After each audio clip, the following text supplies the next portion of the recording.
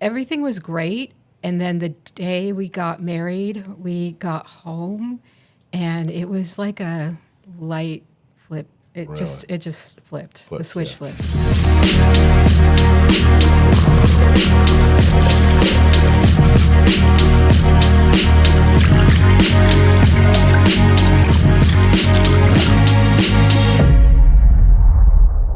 Welcome back, guys, to Cases and Cocktails. This is episode 24.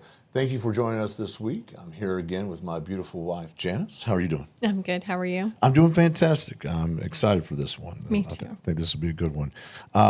This week, we've got two special guests instead of just one typically.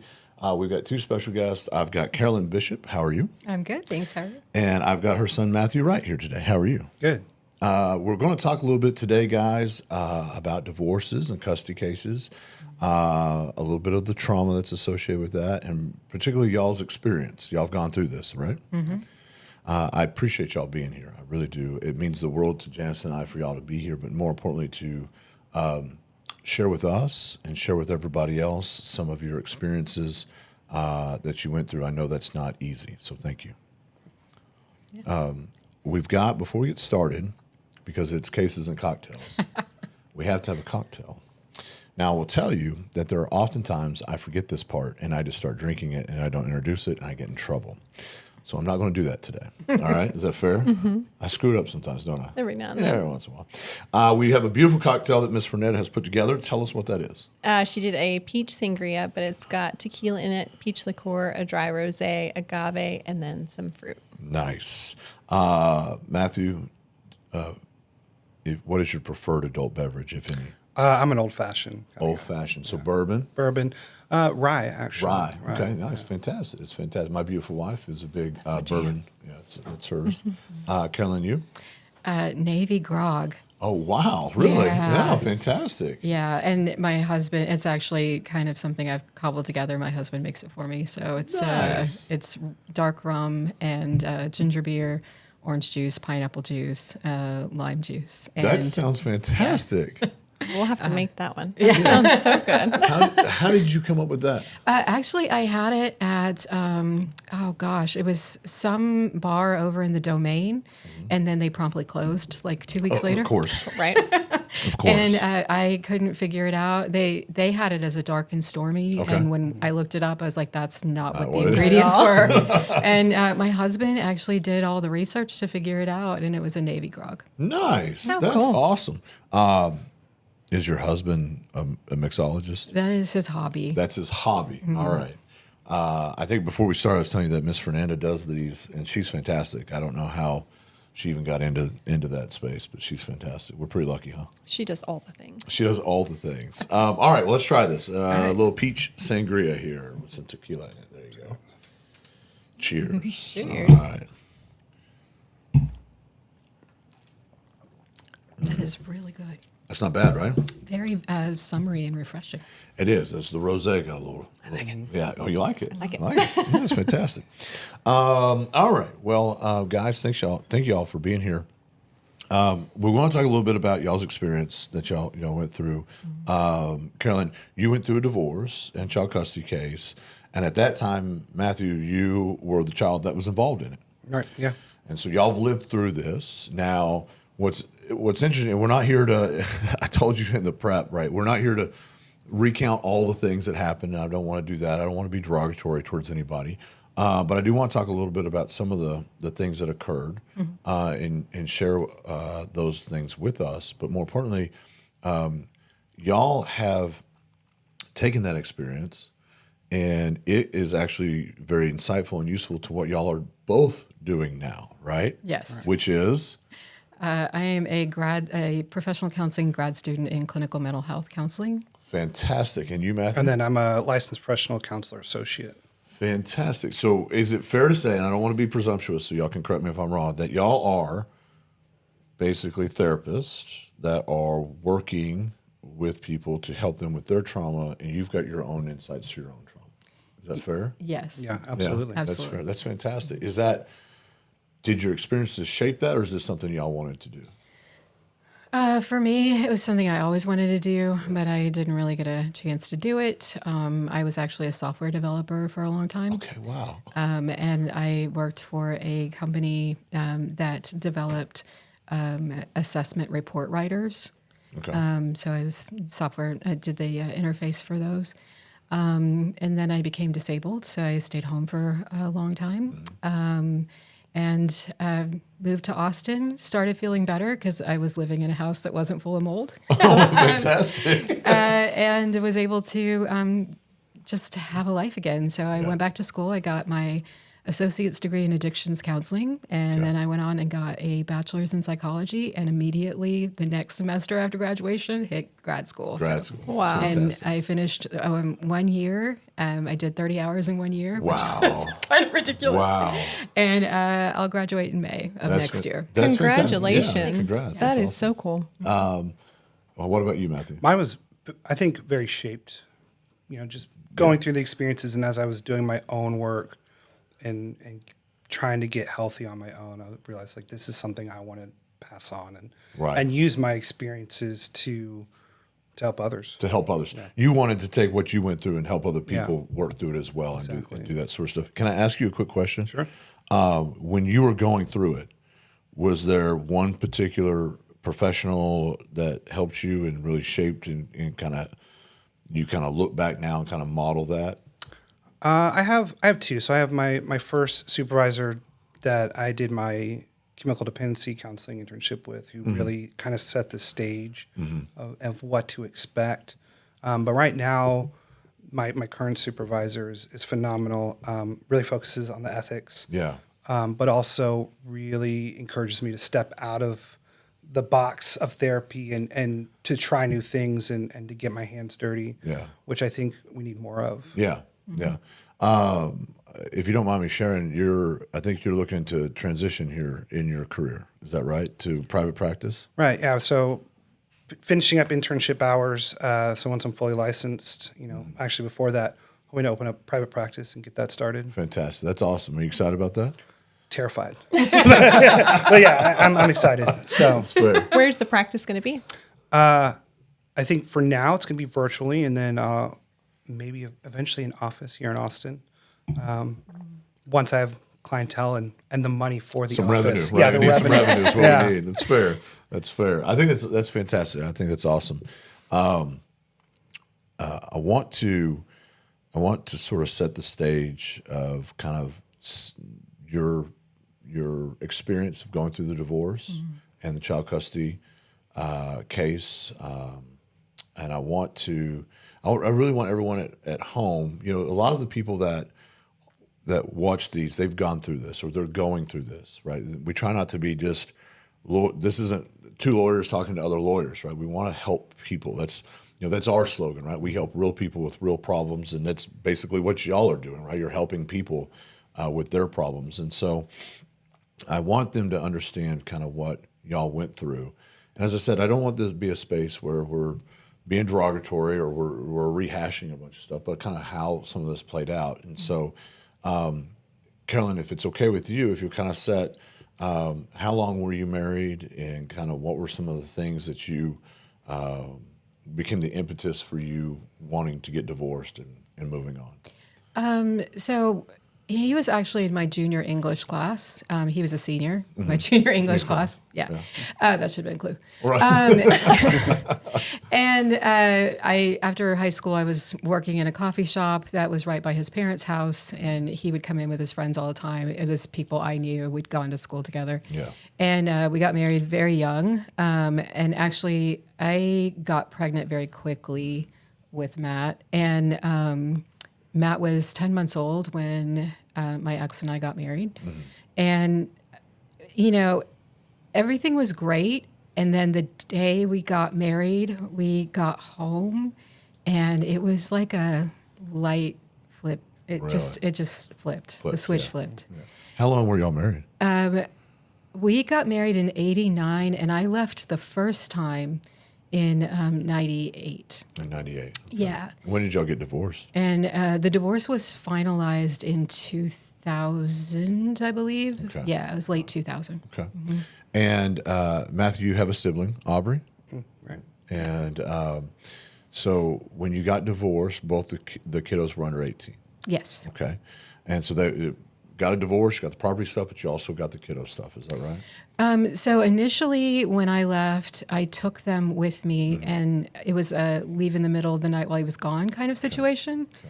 I had been stockpiling clothes and things like that at a friend's house, and he left the house for an evening with friends, and I was like, I knew that was going to be a very late night thing, so I took off. And I made the mistake of not talking to an attorney first. Don't do that. Yeah. And so I went across state lines with my kids, which is apparently kidnapping. Didn't know that. Okay. But he didn't bother to look for us for 3 days. Wow. It was 3 days before I got a call from my mom saying that he had called her to ask where I was. What is it? Yeah.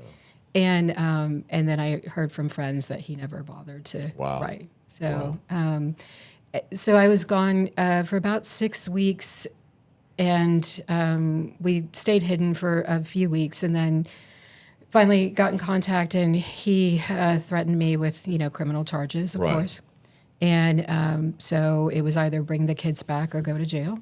Okay. So I brought them back, and they were not happy with the living situation that we were in. It was not a good situation. Yeah. So I brought them back, and it took me a little while to get enough money to get back home. I was gone away from them for 9 months. Yeah.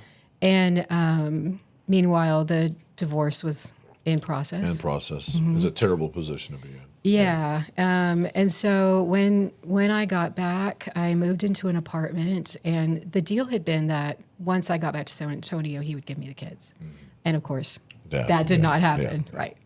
Right. So, he wouldn't even let them, he stuck to the visitation, which was one evening and every other weekend, right? And that was it. I literally could see them, 4, 5, 6, 7, 8 days a month. Mm-hmm. It was very limited. And they only lived a few blocks from me, right? I moved into their neighborhood. Yeah. And so Matt would come, he had to walk past my house to get to his school, and he would stop off and get breakfast and stuff. Yeah. And when his dad found out, he's like, no, you already get more time than you deserve. Wow. And so it took probably another 9 months. Yeah.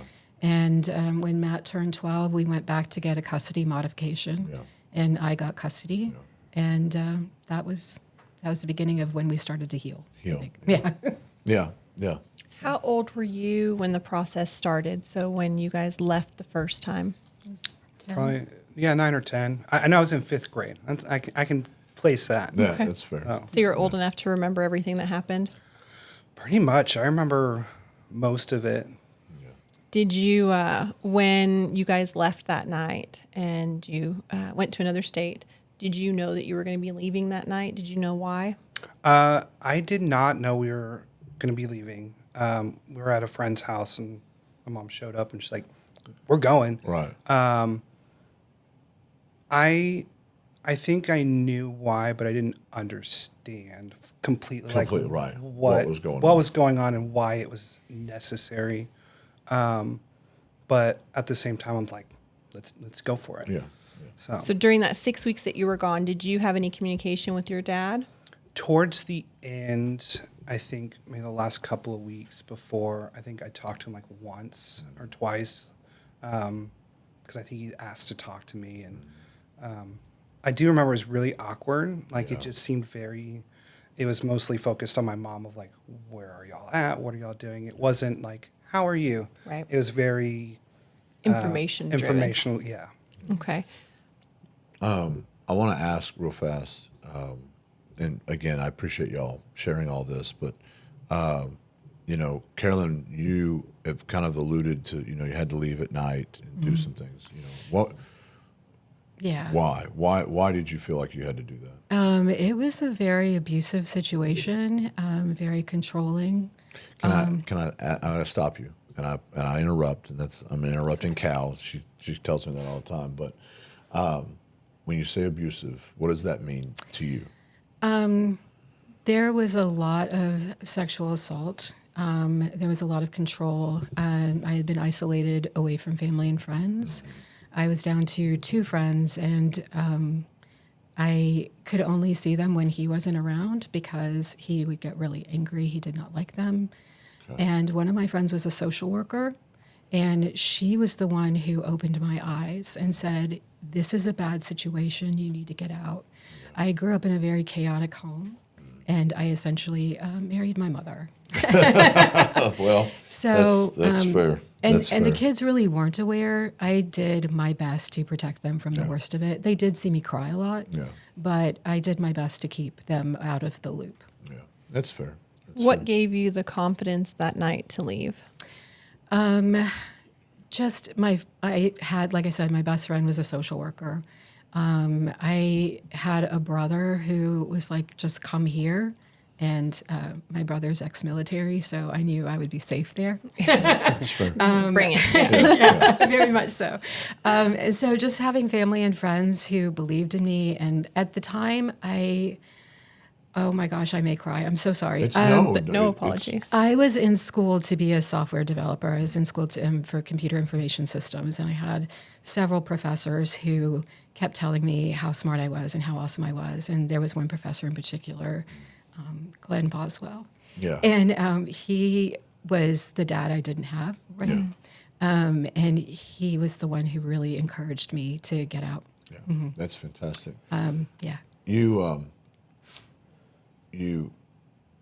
endured a lot, obviously, and how did you protect the kiddos? I made sure that they had friends. Like they had lots of after school. We did a lot of stuff, right? Lots of camping, lots of we went to the movies a lot. Movies were a big thing. Yeah. Did you know, Matt or Matthew? I apologize that this was going on. I kind of I could feel it. I'd say I could hear the fights. I could hear those things. I didn't really know. Of course, you're 10 years old. You don't know what abuse is or trauma or anything. Yeah. But I knew things weren't great. Yeah. But also 10 years old, I'm focusing on friends and all of that. Right. It wouldn't be until I was older that things really started to hit me, and I got my own personal taste of it and recognized, okay, this is why they happened. And I want to follow up on that if that's okay. You, at some point, it sounds like you were in a space where you had to go live with your father. It wasn't a have to. It was a choice. It was a choice. I was 16, angry because I think things were starting to kind of bubble up. Were you going to therapy at all at that time? No, not at all. I didn't like rules, of course. And I think too, a part of it was still having that like voice of my dad in my head of like, I shouldn't be at my mom's. Like I need to. So yeah, I chose to live there, for lack of rules. And he was influencing you. Yeah. Oh yeah. Yeah. I don't think he ever said anything positive about my mom or my sister or anything like that. So moved there for the no rules and could do whatever I want, not recognizing that was not because he was cool. It was I'm neglecting you. I don't care. Right. I just want you here so I can control you. Yeah. Yeah. Control that situation over there. Exactly. It was really a punishment for me. Yeah. Right. It wasn't because he couldn't control me anymore. Yeah. But he could punish me. But he could punish you by getting Matthew to come live. Did you, when this was going on, did you understand that at that time, what that was? Yes. Okay. Actually, I had started therapy when I was 21. And like I said, I had been I had been in an addictions counseling program back in 2005, I guess. And so I had some counseling classes under my belt at that point. Yeah. But I had a therapist who gave me the book, Why Does He Do That? By Lundy Bancroft. Okay. And that explained everything. I read that book. I sobbed through the whole thing because that was literally my life. I was like, was he spying on me? Right. Using the kids to punish and control when you're divorced and they no longer have access to you. Right. Right. I have to ask this question, and I understand that by asking it, maybe there's a little interpersonal dynamic here that might be difficult or a little tense, and so I apologize.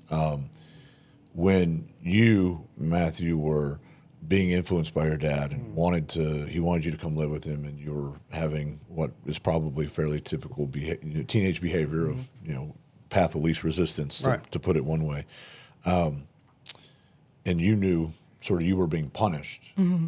Did y'all talk about that? Did you? And and I don't want to blame anyone or anything. I'm just curious if y'all had that conversation. We did not. Yeah. Again, I really didn't. I tried to protect the kids from the worst of it. They knew there was things that obviously they knew. Right. But they didn't know about the sexual assault until they were well into adulthood. Right. No, and you didn't try to stop him, Matthew, from going? No. I realized that was probably just going to be the worst thing for me to do. I figured, I really thought it was only going to be for a month, and it ended up being for a year. That's fair. That's fair. I'm stubborn. He is my child. And so, no, it was the hardest decision I've ever made, and I will die on the hill that it was the best decision I ever could have made. As traumatic as it was for him, I think it really changed our relationship, and That's amazing. I mean that sincerely. I think that's amazing to hear from you. And your sibling didn't go with you when you went to Dad's? No. They no longer had a relationship with their dad at that point. There was just a situation that they decided that they were done. Okay. Yeah. Yeah. Okay. Wow. So you decided to go on your own. I did. And how long did it take for you to realize that maybe that was not the best decision? Probably month 3. But you stuck it out for a year. It didn't take long. It was one of those, I was fending for food, having to ask friends for money for food or stealing food. Right. Is very much those, I was a burden, but I wasn't like I shouldn't leave. Right. Kind of thing. Right. And that was if he was paying attention to me. Right.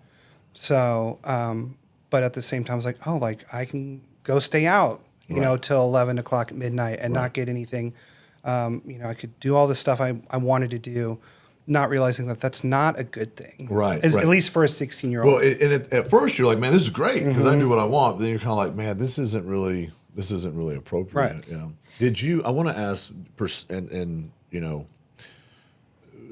procedurally, did y'all go and get a new order when he went to go live with? We did not, okay. because at the time, his dad was $29,000 in arrears in child support and did not want to go to court. Yeah. So, yeah. Fair. And Carolyn, that's typical. I mean, we see that all the time. We see people once the divorce happens and then there's the stuff, there's a lot of other contributing factors that go along, and people make agreements all the time. And, we sometimes advise them not to. Sometimes we have to fix the things that get messed up and that sort of stuff. So I can appreciate that. There was no conversation between his dad and me regarding Matt going to live there. Really? Right. Yeah. It was just Matt telling you that's what he wanted to do. And And I was like, if that is what you want to do, I will fully support you. Wow. What made you finally decide I'm leaving Dad's? I'd been leading up to it. A lot of big things. I was starting to recognize not caring and big thing, not showing up to my football games. Right. I mean, come on. You're at home playing video games. Walk the block. Right. Yeah. But Literally a block. I just started noticing the cracks and, asking I needed things for sports and school. And he was like, no. And having to ask people hey, can you give me these? And then realize it's this is not a good environment. Right, yeah. And then I got injured and having to ask a friend to take me to the hospital because he wouldn't. And then a lot of shame and guilt for that. That you felt. Yeah. Oh, and then that he put on me. He's like, you cost me all this money. And, wow. Because. Except he forged my signature on the hospital bill. So you got the bill. Except I had proof that I was out of town that weekend. That's fair. That was the final straw of wow, I can't even depend on you, my father, to take me to the hospital and then support me. Right. And then So, and I think at that we had already, We reconciled. yeah, Yeah. it was like a week before that. My mom showed up on my birthday. She's like, I want to take you to lunch, so, and it ended up going from lunch to coffee at a 24-hour Starbucks. And we sat till like 6 a.m. talking. And both, I definitely was like, oh man, I was, terrible. I was doing all these things for good reason, of what was happening. And then same for her of like, this is the growth I've made. Right. And so we reconciled and we're able to like, all right, I want to move home. Right. And then also like start really healing. Right. Yeah. I appreciate both of you being transparent about that and being candid about what happened. And I want to tell you that, your story is very unique to y'all, but it's something that we hear a lot. And in different ways. I'm not saying the exact same way. But there's a lot of the divorce happened and the kids were living with one parent. And a lot of times what I've noticed is then a child becomes a teenager and that child just wants to live with the same sex parent, right? So like you were living with mom and then you wanted to go live with your dad as a teenager. It's developmentally appropriate. Yeah. And we see that often. How was that year for you? The year when he was living with his dad, did you have insight into what was going on or not going on over at dad's house? Not really. Like I didn't know exactly what was happening. I certainly didn't know that he wasn't being fed. I didn't know that he was having to shoplift for food. No, I didn't know. And I was respecting his space and his choice. And I was working on myself at the same time. Yeah. I think, because of my childhood and because of that abusive marriage, I had a lot of work to do. Yeah.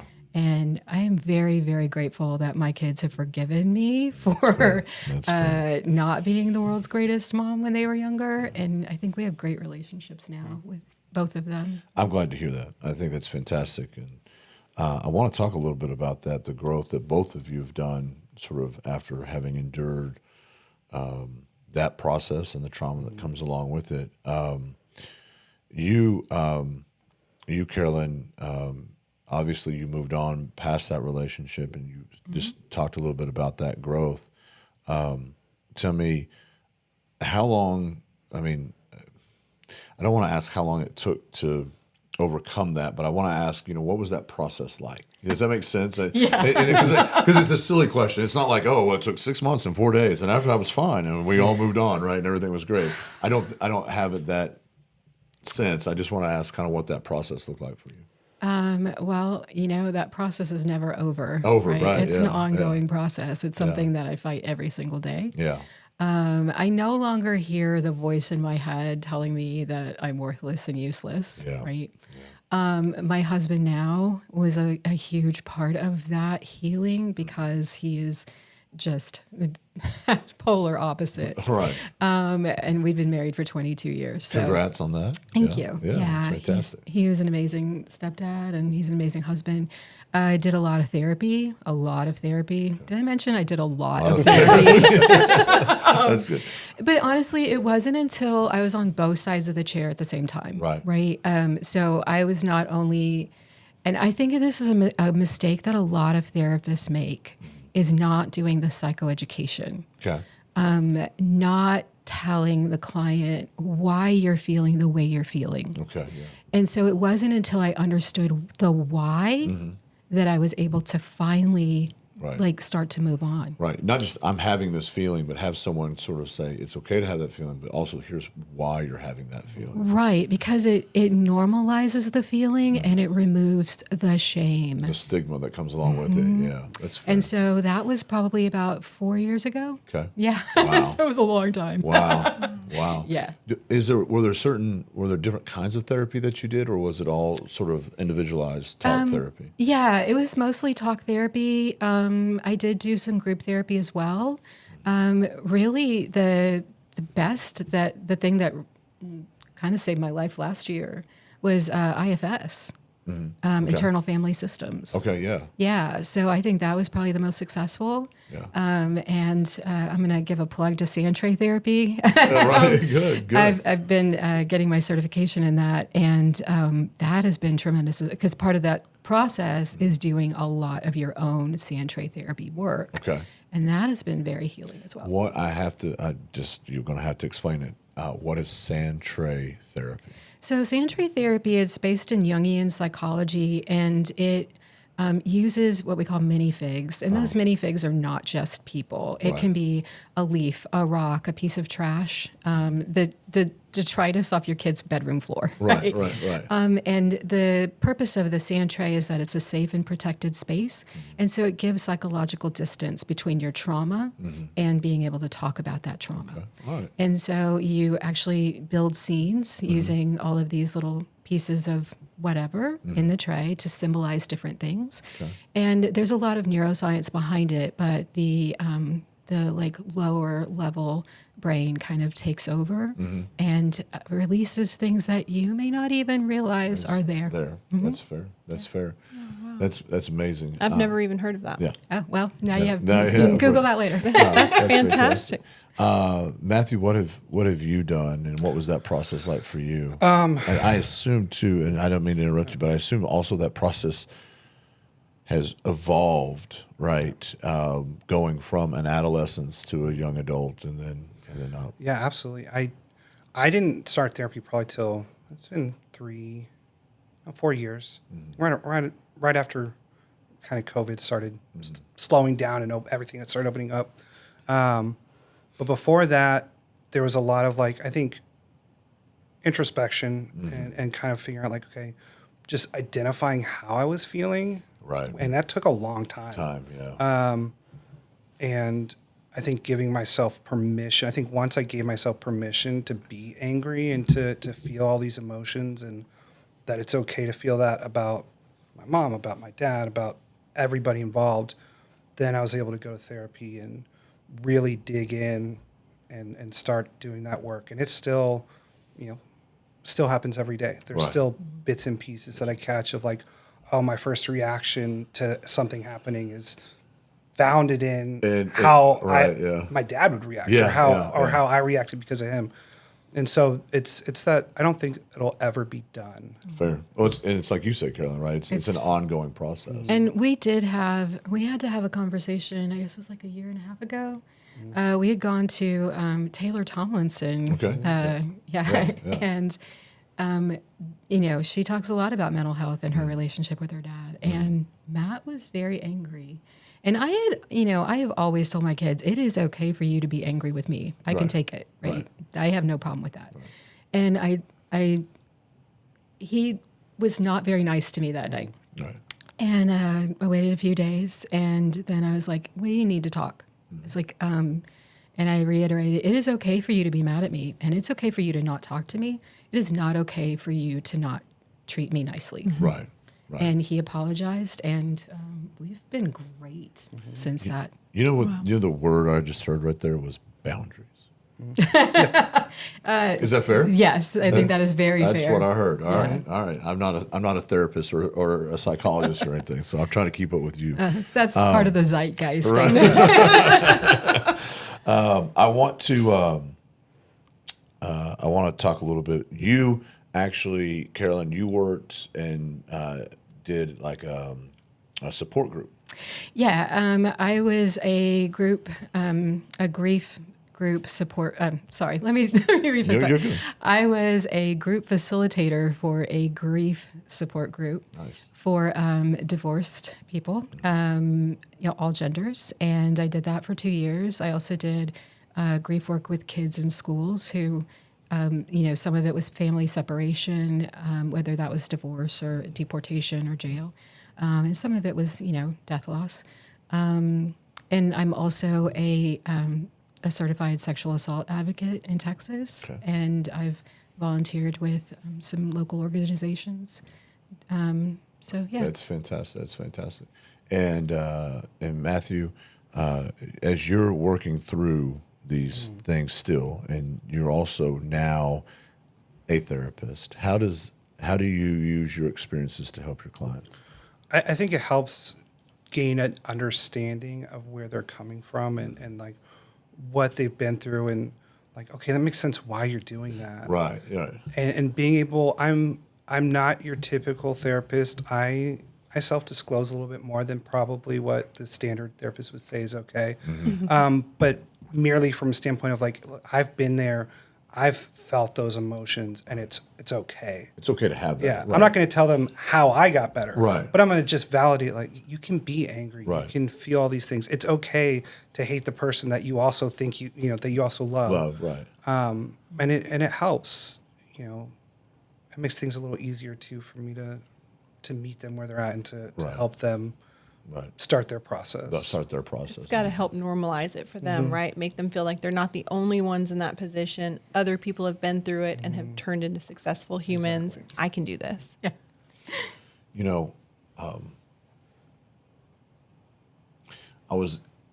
First of all, I think what y'all do is fantastic. And I appreciate you telling us our story, or your story, but more importantly, I appreciate that you took the things that y'all endured and then turned that into something to help other people. And so I think that's fantastic. I'll say this, and this is an awkward way of saying thank you, but I was in a judge's chamber one time, and I had a case. And I had a client, and the other client was I had a parent, and the other parent was on the other side. And the parent on the other side had some mental health issues. And I was in chambers with the judge and opposing counsel, and we were trying to work out a way to resolve and get these two parents moving forward in this process, because we were kind of stuck of, this person needs to work on mental health issues, and this person's trying to protect the child. Mm-hmm. And we're trying to navigate that, and those aren't always conducive to each other, right? Mm-hmm. And we were talking, and we said, well, this other parent that needs the work on the mental health side, what solutions do we have? We kept coming up with solutions, and all the solutions came back to, they don't take insurance, she can't afford it, or he can't afford it, and that's not going to work because of finances or logistics or whatever. And the judge made this statement, and I'd like to take credit for it. I didn't take credit. I can't take credit for it because I didn't do it. But the judge looks at us and says, that's the problem with our society today. And I was sort of dumbfounded. I said, I don't really know what you're talking about, but sure, go ahead. And the judge looks at us and says, for $20, you can get some booze. Mm-hmm. But to get help for your mental health, it costs hundreds, if not thousands of dollars. Mm-hmm. And more people have access to the adult beverages than they do mental health help. And so I appreciate y'all not only have working through your stuff, but using that to help other people. And we need more people like that in this space to do it. So I want to say thank you. Thank you. Thank you. I appreciate you being on today. I appreciate you being candid, and I've enjoyed it. I hope you enjoyed your beverage as well. It was good. Very good. Delicious. With that being said, we're going to wrap this one up, if that's okay. Mm-hmm. Guys, thank y'all for joining us today on Cases and Cocktails. We've been an absolute pleasure having Carolyn and Matthew here with us, and we look forward to another episode next week. Y'all please tune in, and we look forward to seeing y'all then. Be sure to like, share, and subscribe. We'll see you next week.